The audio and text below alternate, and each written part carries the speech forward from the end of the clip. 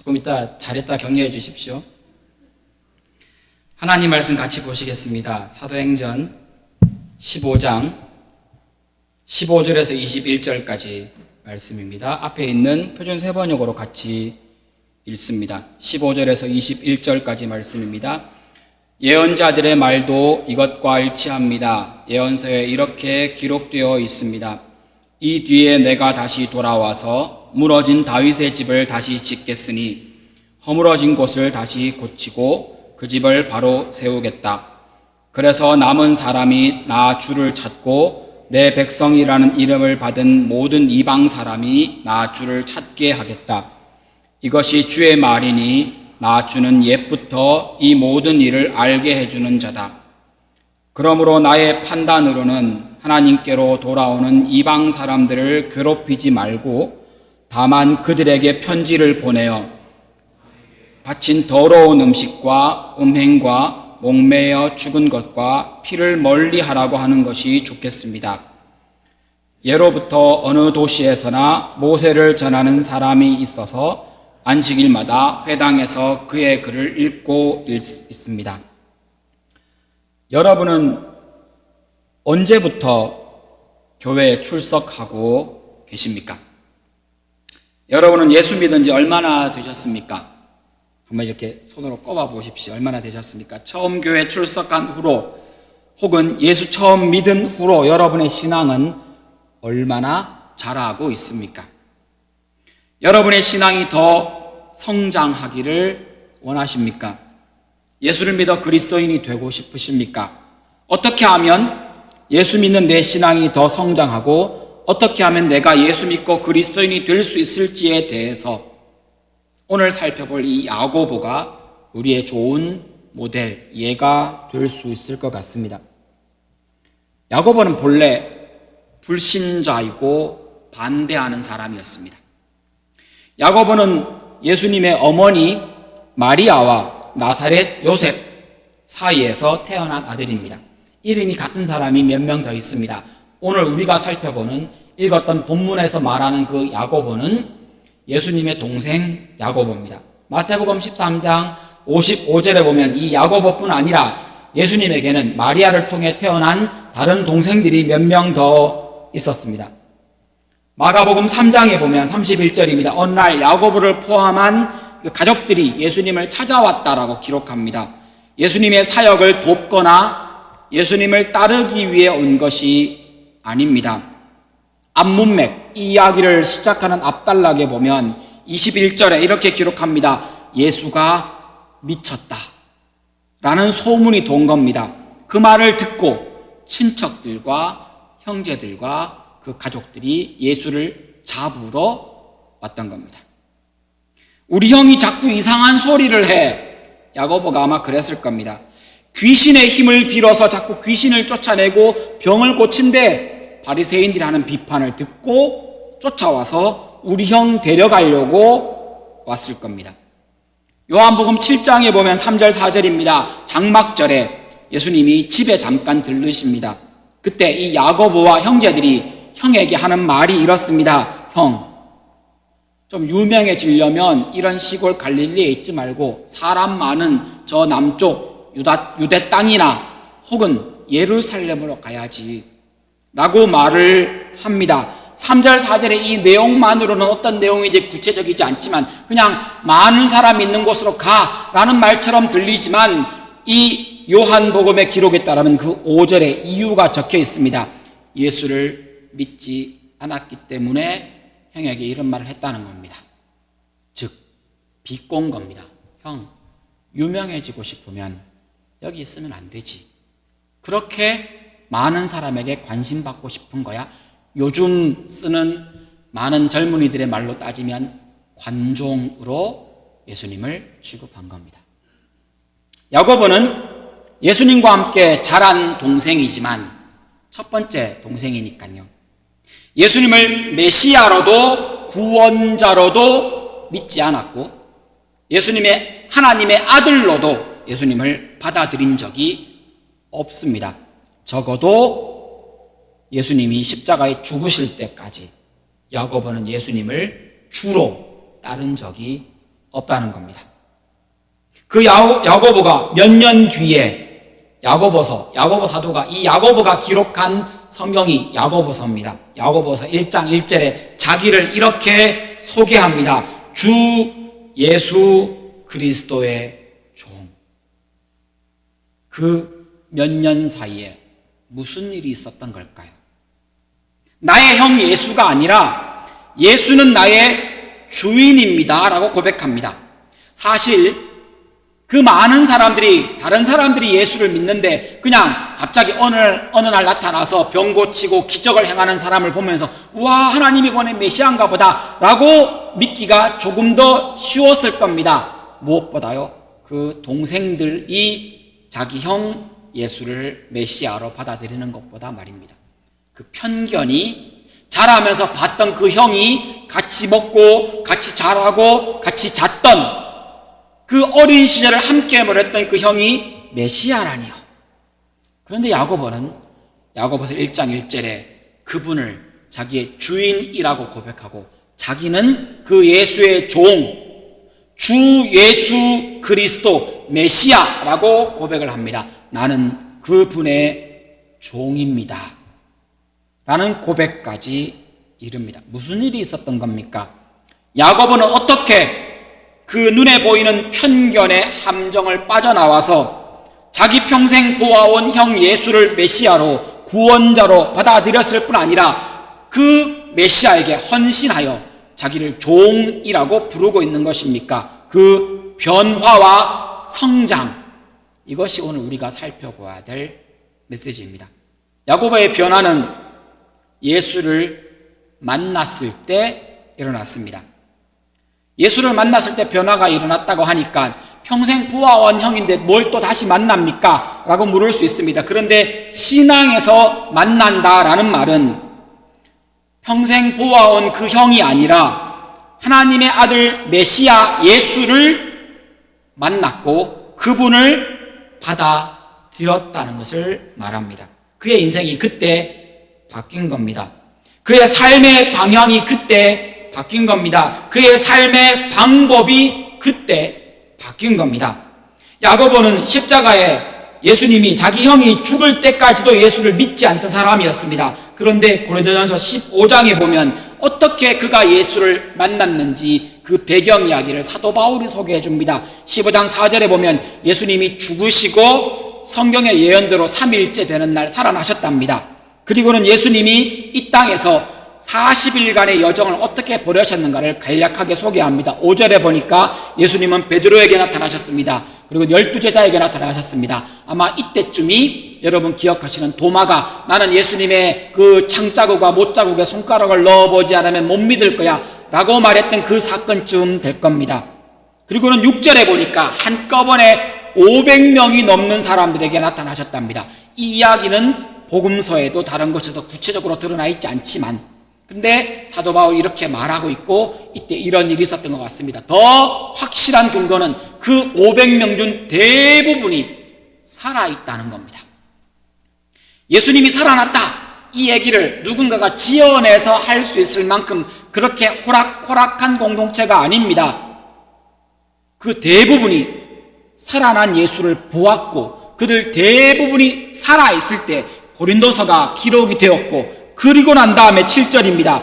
그 다음이 예수님은 동생 야고보에게 모습을 나타내셨답니다. 7절의 내용이 그것을 분명히 드러내 보여줍니다. 여러 정황으로 볼 때 야고보는 주변 사람들에게 부활하신 예수를 내가 봤어 라는 말은 들었지만 직접 살아난 형, 육으로서의 그 형을 만나지 못했습니다. 그러다가 직접 만납니다. 얼마나 혼란스러웠겠습니까? 믿는 사람이 아니고 안 믿는 야고보가 어느 날 자기가 직접 보았습니다. 어머니 옆에 서 있으면서 그가 보았습니다. 그 형이 십자가에서 죽고 자기가 자기 손으로 장사 지냈습니다. 부끄러워서 많은 사람에게 드러내놓고 저 사람이 저 십자가에 달린 사람이 내 형입니다 라고 말하지 못했을지도 모릅니다. 그러나 그가 예수를 만나고 부활하신 예수를 만나고 그리고 그는 깨어집니다. 7절에 나오는 것처럼 사도들을 다시 만나시고 난 다음에 예수님은 그렇게 이 땅에서의 40일의 기간을 다 지난 다음에 승천하십니다. 이 40일이 왜 계산이 중요하냐 하면 예수님이 죽으신 날이 6월절이었거든요. 그리고 성령 임재하시는 날이 오순절입니다. 이 오순이라는 말이 5번의 10일이라는 뜻입니다. 순이 10을 가리키는 한자입니다. 그래서 5번의 10일, 50일 뒤에 오순절이 오는데 40일 동안 예수님이 이 땅에 계시면서 제자들과 야고보에게 모습을 보이시고 가르치시며 하나님 나라를 다시 확인시켜 주셨습니다. 그리고는 승천하신 다음에 그 10일 동안 야고보가 충격을 받은 겁니다. 이게 도대체 무슨 일인가? 그리고는 그 10일 동안 모여서 기도합니다. 사도행전 1장 14절에 보면 아직 오순절 성령이 임하기 전 그들이 기도하는 모임을 나타내는 그 설명하는 부분에 보면 1장 14절입니다. 그때에 예수의 어머니 마리아와 예수의 형제들도 그 자리에 있었다는 겁니다. 우리가 알고 있는 그 오순절 사건, 그 자리에 야고보가 있었습니다. 그리고는 야고보가 부활하신 예수를 만나기까지 그리스도인이 아니었던 것처럼 예수를 만나지 않았다면 사실 우리 모두 그리스도인이 아닙니다. 여러분, 예수를 만난 사람이 그리스도인입니다. 다른 말로 좀 구체적으로 바꾸면 예수를 만났다는 이 말은 예수님이 나의 죄를 위해서 십자가에 죽으셨고 죽은 지 사흘 만에 나의 생명을 위해 부활하셨다라는 것을 사실로 받아들이는 것, 이것이 예수를 만난다는 뜻입니다. 그 십자가가 내가 죽어야 될 십자가이며 그 죽음이 나의 죽음, 그 부활이 나의 부활이라고 받아들이는 것이 예수를 만난다는 말의 정확한 의미입니다. 실제로 그때 예수님은 우리의 마음 속으로, 우리의 인격 속으로, 우리의 생각 속으로 들어와 주인의 자리에 앉으십니다. 그래서 야고보는 형 예수가 아니라 나의 주 예수 그리스도, 내가 그분의 종이다 라고 고백할 수 있었던 겁니다. 이렇게 야고보가 예수를 만나 예수를 받아들입니다. 우리말로, 지금 말로 표현하면 이제 초신자가 된 겁니다. 초신자 야고보가 오순절날 성령이 임하는 그 자리에 얼떨결에 예수를 보고는 모든 것이 혼란스러워 아무것도 설명할 수 없는 그 상태였을 겁니다. 와서 제자들에게, 사도들에게 묻습니까? 우리 형이 뭐라고 가르치던가요? 우리 형이 평소에 뭐라고 말씀해 주셨나요? 그러나 속 시원하게 듣지 못했을 것 같습니다. 그리고는 그가 성장하는 모습을 보게 됩니다. 어떻게 그 초신자였던 그가 예수님이 살아있을 때, 이 땅에 있을 때 예수님의 말씀을 단 한 번도 진지하게 들어보지 못했던 그가 이후에 어떻게 신앙이 성장했을까요? 우리가 여기까지 확인한 거로는 그가 이제 성도가 되었는데, 그리스도인이 되었는데, 그리고는 그 다음에 성령 강림하시는 그때까지 그는 아무것도 아니었습니다.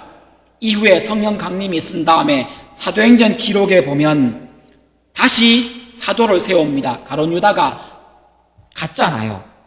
그래서 그 자리를 마띠아라고 하는 사람으로 그 자리를 채울 때 이 예수님의 동생 야고보는 후보에도 이름이 안 나옵니다. 추천받지도 못했습니다. 심지어 그 뒤에 집사를 세우는데 야고보 이름은 없습니다. 무슨 말입니까? 야고보는 그 뒤로도 그냥 평신도, 우리로 표현하면요, 그냥 평범한 그리스도인으로 예루살렘 교회에 머물러 있었다는 겁니다. 어린아이 신앙을 가진, 초신자의 신앙을 가진 그는 거기서 신앙생활을 시작했습니다. 근데 성장합니다. 그가 기록한 야고보서 내용을 보면 야고보서 내용에서 가장 강조하는 것은 믿음대로 행해라, 믿음대로 사랑해라, 믿음대로 살아라.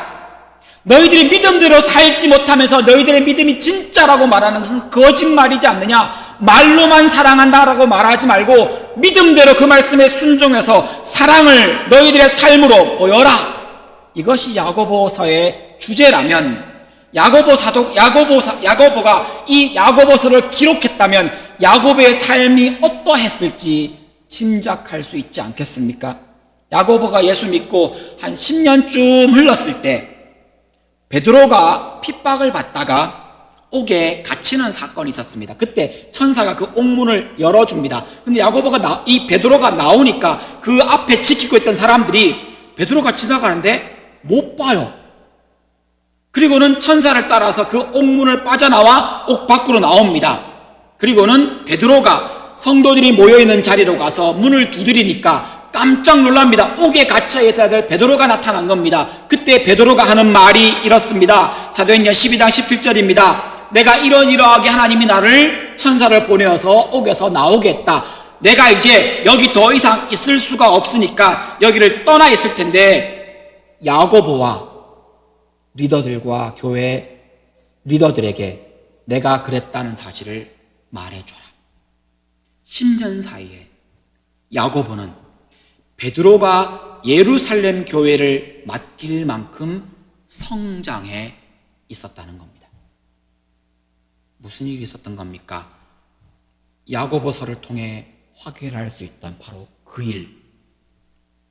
믿음대로 살아왔고 믿음대로 실천했고 그가 무슨 직분을 받은 적이 단 한 번도 없습니다. 그에게 사도라는 이름이 붙은 적이 단 한 번도 없습니다. 그런데 그는 예루살렘 교회의 리더가 된 겁니다. 갈라디아서 1장 19절에 보면 사도 바울이 처음 예루살렘 교회를 방문했을 때에 대한 기록이 나옵니다. 그러나 나는 주의 동생 야고보 그를 만났다.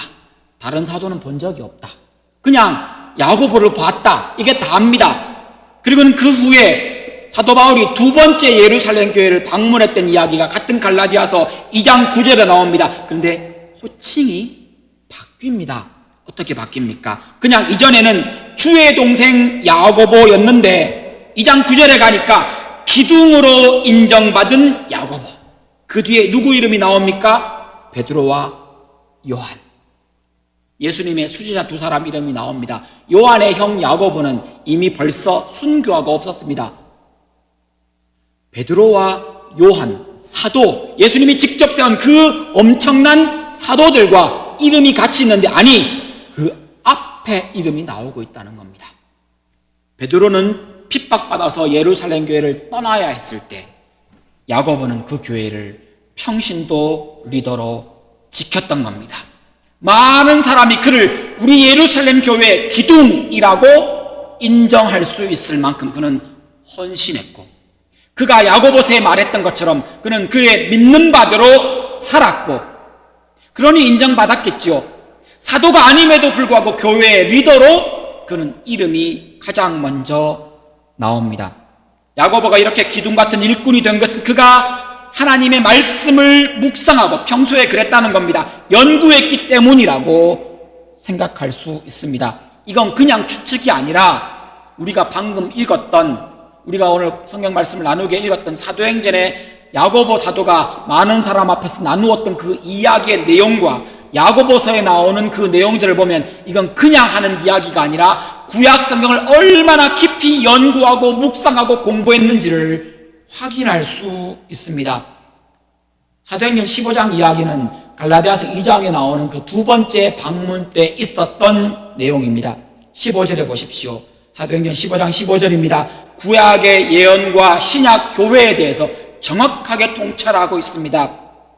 16절에 보면 아모스 9장 예언을 인용합니다. 하나님 나라를 다시 세울 것이라고 하는 하나님의 예언이 있지 않느냐. 17절 말씀에 이방인이 하나님 백성이 될 것이라는 예언을 가져옵니다.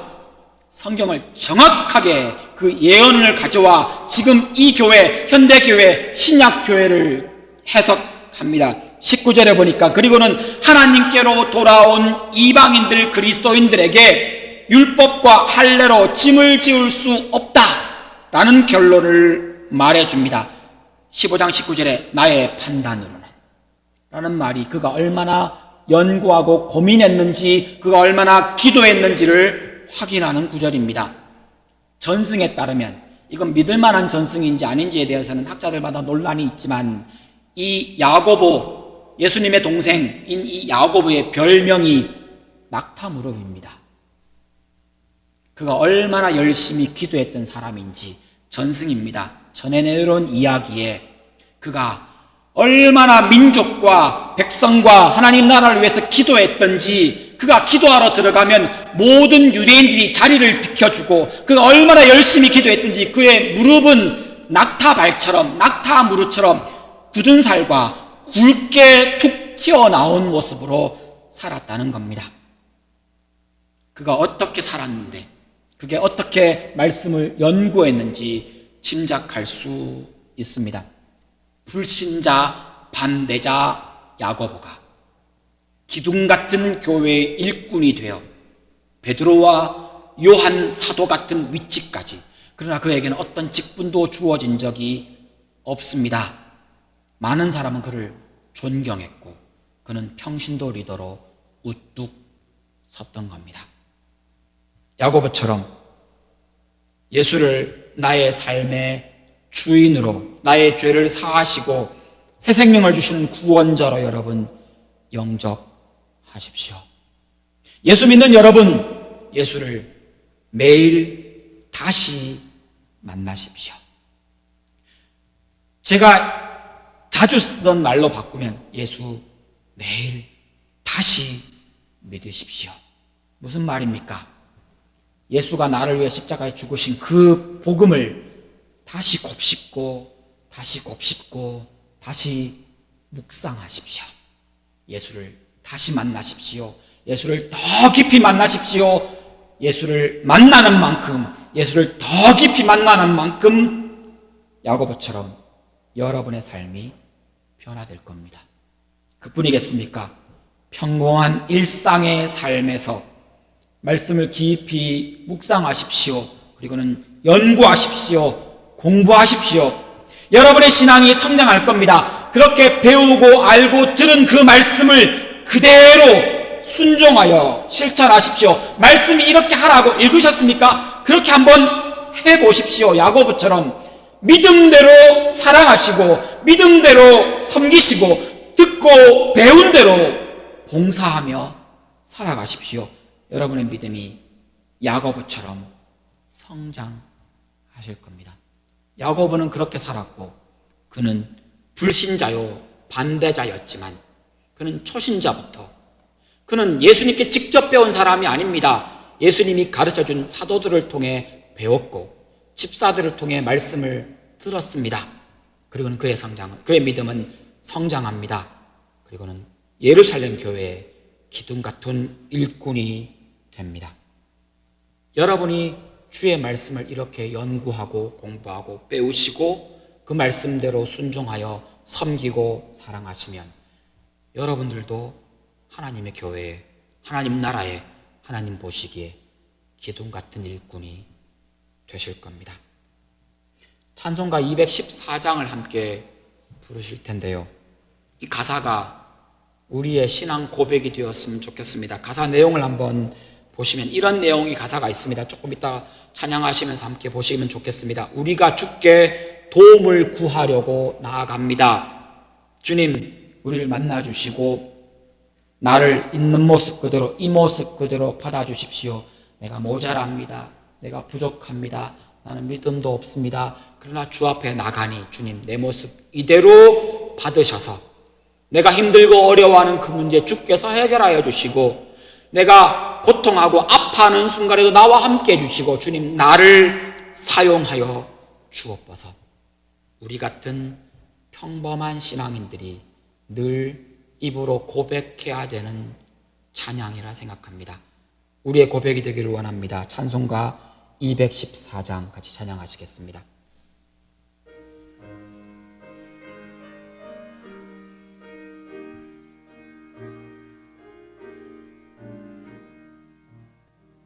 나 주의 도움 받고자 주 예수님께 빕니다. 그 구원 허락하시사 날 받아주소서. 내 모습 이대로 주 받아주소서. 날 위해 돌아가신 주 날 받아주. 큰 죄에 빠져 영죽을, 큰 죄에 빠져 영죽을 날 위해 피 흘렸으니 주 형상대로 빚으사 날 받아주소서. 내 모습 이대로 주 받아주소서. 날 위해 돌아가신 주 날 받아주.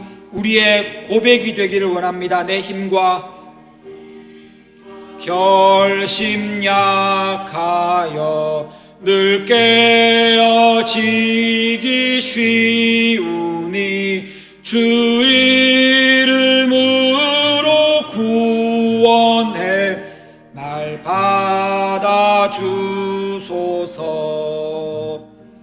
내 모습 이대로 주 받아주소서. 날 위해 돌아가신 주 날 내 주님 서신 발 앞에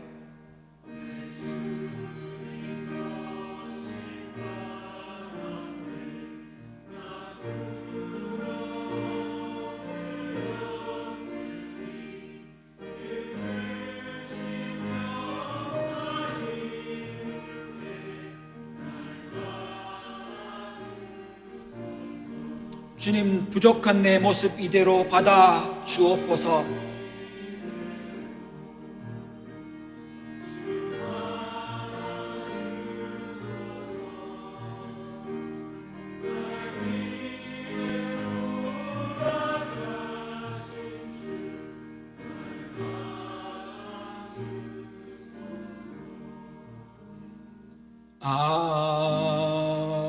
아멘. 같이 기도하십니다. 야고보처럼 예수께서 나를 만나 주옵소서. 예수 십자가가 나의 십자가이며 그 죽음이 나의 죽음입니다. 예수께서 나를 위해 죽으셨고 나를 위해 다시 살아나셨습니다. 주 예수님, 내 모습 이대로 받아주시고 나를 만나 주십시오라는 기도가 우리에게 필요합니다.